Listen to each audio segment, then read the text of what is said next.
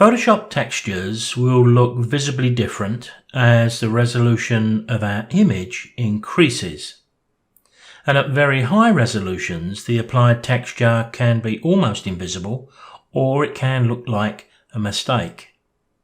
This is often true with filters as well.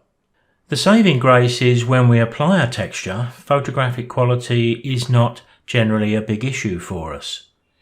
So if we reduce resolution in the image, that isn't a problem either. Now, textures are a creative addition to an image, so what we tend to do is add one, change our mind, try a different one, adjust the settings, etc. So with an image opened up into Photoshop, let's make applying a texture as easy and as flexible as possible.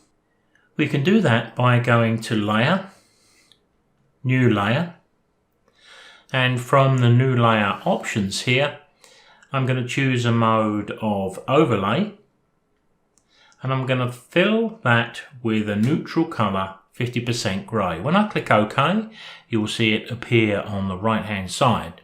But of course, although it's sitting over the top of the image, we can't see it because it's blended with Overlay. I'd also like to right click to the right of the thumbnail and convert it to a smart object, which is exactly the same as a smart filter, and we can find that command repeated in the filter menu. Now we can apply the texture to this layer, so let's go to the filters menu, select texture and texturizer.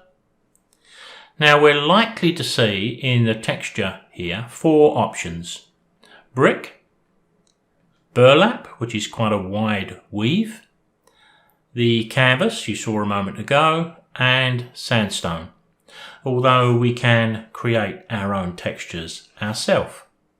But what I'd like to do here is perhaps select burlap. You can see I'm going to set the scaling at its maximum 200%, but I'm going to drop the relief down. Generally, I like my relief somewhere around about 4 or 5. I'm going to try 4, but maybe for demo purposes and for people who may be watching this on smaller screens, maybe it may be better to just increase that a little bit. You can see I've got the light coming from the top left. We can change that to the top, so we change the style of the texture, but I think top left, top right looks best. So I'm going to click OK, and there we can see the texture applied to the image. I'll zoom in just a little bit so you can see it just a bit more clearly. Now the Smart Filter layer gives us 2 big advantages. First, we have a mask to be able to reduce the impact of the texture in strategic areas, and this is great for when our image contains faces. But it also gives us this texturizer hyperlink. If we double click that, it takes us straight back into our texture filter, and we can try different textures and settings as many times as we want. For example, here I could go to the burlap option and change it to, let's say, sandstone. I'll leave the settings and click OK. Now we can download textures from the internet, or we can make our own from images that contain texture. And there is a certain satisfaction in making our own. Now what I'm going to do here is apply one of those that I've made from an image that wasn't even shot with the intention of creating a texture. Let me double click the texturizer. I'm going to go to this option here and choose to load a texture. There's the one that I prepared earlier from an image I shot. Click OK. I can adjust the relief.